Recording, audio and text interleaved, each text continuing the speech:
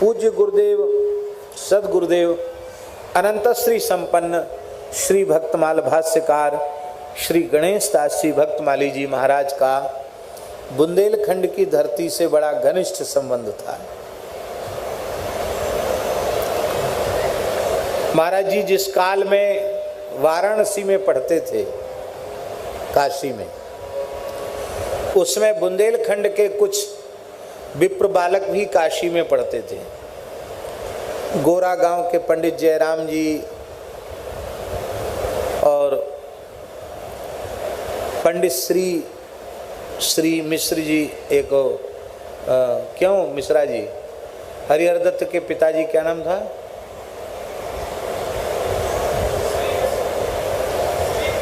श्री मिश्र जी, वो भी काशी में पढ़ते थे।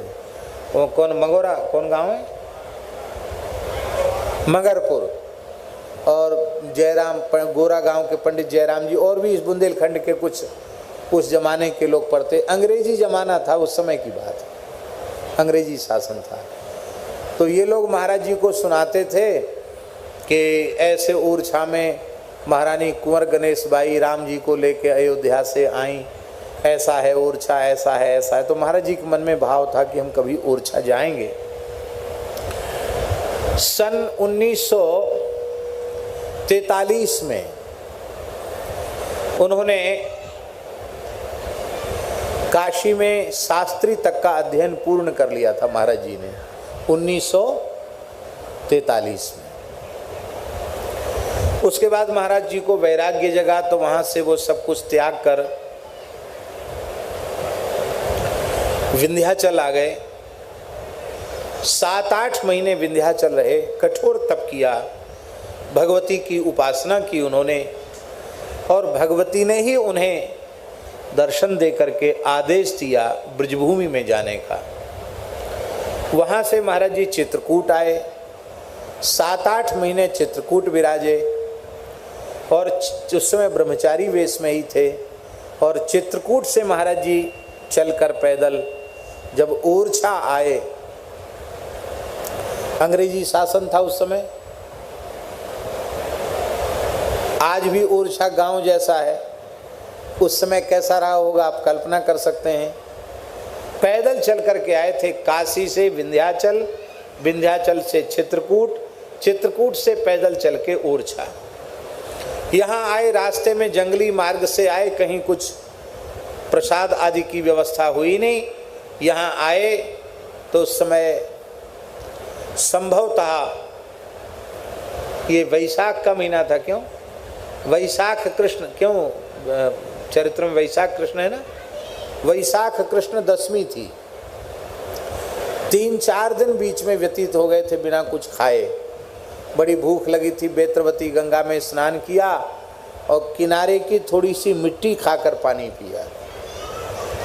रात्रि को यहीं भी निवास किए और मन में सोचे कल तो एकादशी है, कल ऐसे ही जल पी करके व्रत करेंगे। अच्छा है ओरछा में आ गए, शाम को पहुँचे थे यहाँ। राम राजा सरकार को सहन नहीं हुआ और राम राजा सरकार एक ब्राह्मण के वेश में पूज्य गुरुदेव के समक्ष आए और बोले, ब्रह्मचारी जी आप, लगता है 3-4 दिन से आपने कुछ खाया नहीं है, आज एकादशी है, आप हमारे घर में फलाहार कर लीजिए।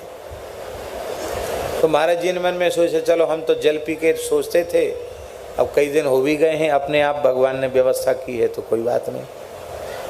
तो उनके घर महाराज जी चले गए, प्रेम से फलाहार किया। दूसरे दिन फिर आ गए वो, बोले जो एकादशी को फलाहार करावे उसे द्वादशी को पारण जरूर कराना चाहिए, तो आप हमारे घर चल के पारण कर लीजिए। महाराज जी बोले बिल्कुल ठीक, पालेंगे प्रसाद। पा के आ गए। नाम अपना बताया था पंडित राजा राम जी। नाम क्या बताया? पंडित राजा राम जी नाम बताया। और जब महाराज जी प्रसाद पा के आ गए, हो सकता है लंका दहन हनुमान जी का ही क्षेत्र हो, कोई पता नहीं, बेतवा के किनारे आकर महाराज जी थे। तो मन में महाराज जी के आए कि पंडित जी बड़े मीठे स्वभाव के थे, उनसे पूछें कि भाई मन लग रहा है यहाँ, ओरछा में हमारे रहने की कहीं व्यवस्था हो सकती है क्या? तो एक दिन पहले भी गए थे, दूसरे दिन भी गए थे, पूरे ओरछा में घूम लिए, राजाराम पंडित जी नाम के कोई पंडित जी ही नहीं मिले। तो महाराज जी को बड़ा आश्चर्य हो कि न तो घर दिखाई पड़ा, न वो ब्राह्मण देवता दिखाई पड़े, आखिर कौन थे? अब बार बार दिमाग में आने लग गया कि वे कौन थे, कौन थे। बड़े विकल हो गए। द्वादशी को शाम की बात है, विकलता बहुत बढ़ गई। तो राम राजा सरकार में ब्यारू भोग आ गया और मंदिर में चिक पड़ गई। तो महाराज जी ने पुजारी जी से जाके पूछा, उस समय जो भी पुजारी रहे हों, पुजारी जी से पूछा कि ऐसे ऐसे एक पंडित जी को हम खोज रहे हैं, आज पूरे दिन खोजा, हमको कहीं मिले नहीं। कल भी हमने उनके यहाँ फलाहार किया था, आज हमने उनके यहाँ व्रत का पारण किया, तो आपको कोई जानकारी हो तो आप बताओ। इतना सुनते पुजारी जी सजल नेत्र हो गए। उन्होंने कहा, आप काशी आए हैं क्या? यहाँ काशी से तो आए, आपको कैसे पता? बोले, आज दोपहर में ही भगवान को शयन कराने के बाद हम थोड़ी देर विश्राम में गए तो हमको स्वप्न में राजा सरकार ने कहा कि काशी से ब्रह्मचारी जी आए हैं, उनको हमने एकादशी का फलाहार करवा दिया है, द्वादशी को प्रसाद पवा दिया है, अब वो तुम्हारे पास पूछने आवे तो उनको मंदिर में ही व्यवस्था कर देना। तो वो राजाराम पंडित जी और कोई दूसरे नहीं थे, ओरछा राम राजा सरकार ने ही प्रत्यक्ष छद्म वेश में आपका 2 दिन आतिथ्य किया है, अब आप यहीं विराजो मंदिर में।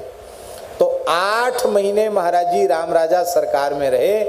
बोले, हम बिना सेवा के नहीं रह सकते, हम खाएंगे तभी जब कुछ सेवा करेंगे। तो पुजारी जी ने कहा, क्या सेवा करोगे? ब्राह्मण घर का शरीर है, आप रसोई बनाना जानते हो। महाराज जी को रसोई बनाने में शुरू से ही बढ़िया रहा। तो महाराज जी ने राम राजा सरकार का 8 महीने भंडार बनाया है। कितना? रसोई में महाराज जी सेवा करते थे और ठाकुर जी को भोग लग जाता, उसके बाद महाराज जी अपने एकांत में जंगल में कहीं बैठ के भजन करते। तो ओरछा से उनका बहुत गहरा संबंध जुड़ा था। हमारे पूज्य श्री बराना वाले महंत जी महाराज, पूज्य परम पूज्य श्री महंत श्री शिवनंदन दास जी महाराज बराना में मुरली मनोहर मंदिर पे वो महंत पद पर विराजमान हुए। वो भी बहुत पुराने जमाने की बात है, शायद अंग्रेजी जमाना ही रहा होगा जिस समय महंत जी बराना मंदिर पे आकर के विराजे। प्रदेश स्वतंत्र हो गया था, तो उनके माध्यम से महाराज जी का यहाँ आना जाना अधिक हो गया। बुंदेलखंड के सामान्य से सामान्य वर्ग के व्यक्तियों के यहाँ महाराज जी पधारे। और आपको सुनकर आश्चर्य होगा, किराया भाड़ा भी अपना खर्च करके। हमको तो महाराज जी के साथ अनेकों यात्राएं करने का अवसर मिला। ट्रेन से आना, साधारण टिकट लेकर के मथुरा से झांसी, और फिर बसें भी कम चलती थी और भूसा जैसी बसें भरी जाती थी। और उस समय बसों में कोई धुआं पीने पर भी प्रतिबंध नहीं था। उसमें बैठते ही लोग बीड़ी बीड़ी पीने लग जाते थे। और उन बसों में महाराज जी बैठकर यात्रा करते, हम लोग भी यात्रा करते। और गांव में कोई रहने की व्यवस्था नहीं, आहार की व्यवस्था नहीं।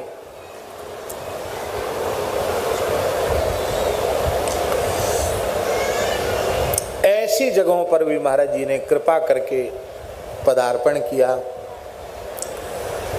आप विचार कीजिए, श्री विष्णु हरि डालमिया जी विश्व हिंदू परिषद के अध्यक्ष थे और भारतवर्ष के बड़े उद्योगपतियों में उनका नाम था। उनके यहाँ महाराज जी की कथा निश्चित थी डालमिया हाउस दिल्ली में। और उसी समय एक बंधा गांव के गरीब आदमी ने वहाँ के शुक्ला जी पंडित जी के द्वारा 15 पैसा का पोस्ट कार्ड डाल दिया कि मिति इतने से इतने तक कथा बाँचवे की कृपा करें। तो महाराज जी ने डालमिया जी को चिट्ठी लिख दी कि आप बड़े लोग हैं, आपको बड़े से बड़े वक्ता उपलब्ध हो जाएंगे, आप इन तिथियों में किसी भी वक्ता को बुलाकर कथा कहें। करवाले में हमारे पुरानी जजमानी है बुंदेलखंड, हम वहाँ जाएंगे। और वो इतने गरीब आदमी के यहाँ कथा कहने गए अनिल जी, ऐसे गरीब आदमी के यहाँ, उसके यहाँ व्यवस्था भी नहीं थी, एक टपरा पड़ा था। और अब पंडित जी भी कोई पाठ करेंगे तो उनको दक्षिणा देनी पड़ेगी, और दक्षिणा की व्यवस्था बेचारे के पास थी नहीं। तो शरीर के पिताजी को महाराज जी ने कहा, चिट्ठी लिख दी कि तुम पाठ करने आ जाना। उनको सरकारी अध्यापक थे, उनको छुट्टी मिली नहीं, तो तनख्वाह कटा करके वो पाठ में रहे, तनख्वाह कटा के पाठ में रहे। और जब पूरी कथा हो गई तो अब पता नहीं पंचायत जुड़ती है कि नहीं, उस समय तो पंचायत जुड़ती थी, पंच कहते थे कितनी दक्षिणा पंडित को देनी चाहिए। तो पंचों ने कहा भैया बड़े महात्मा आए वृंदावन से, क्या दक्षिणा दोगे? तो वो भगत बोले, बधा गांव के टूड़ा माते हैं, वो बोले कि 500 रुपया दक्षिणा देंगे हम, पर 250 इस बार और 250 अगली फसल में। बोलो वृंदावन बिहारी। और पंच कह रहे थे कि नहीं तुम 500 दो। बोले भैया हम कुछ ब्राह्मण भी जिमाने पड़ेंगे, इतनी व्यवस्था हम पे नहीं है, हम 250 ही देंगे। महाराज जी के कान में बात पहुंच गई। महाराज जी ने भगत को बोला, बोले किसी के बहकाने में मत आना, कथा की दक्षिणा 1.25 रुपया होती है, दक्षिणा एक नियम है, तो 1.25 रुपया देने से नियम पूरा हो जाएगा। और अगले साल का वादा मत करो कि अगले 250 नहीं, तुम्हारे 1.25 रुपया में ही पूरी कथा हो गई, पूरी दक्षिणा हो गई, और तुम प्रेम से गांव को जिमाओ चाहे ब्राह्मणों को जिमाओ। ऐसी उदारता पूर्वक उन्होंने इस क्षेत्र के ऊपर कृपा की। यहाँ कुछ कपड़ा लत्ता कुछ कोई देता तो यहीं गरीबों में बांट के चले जाते। एक केवट जानते हो ना, केवट, एक केवट ने महाराज जी से दीक्षा ली। तो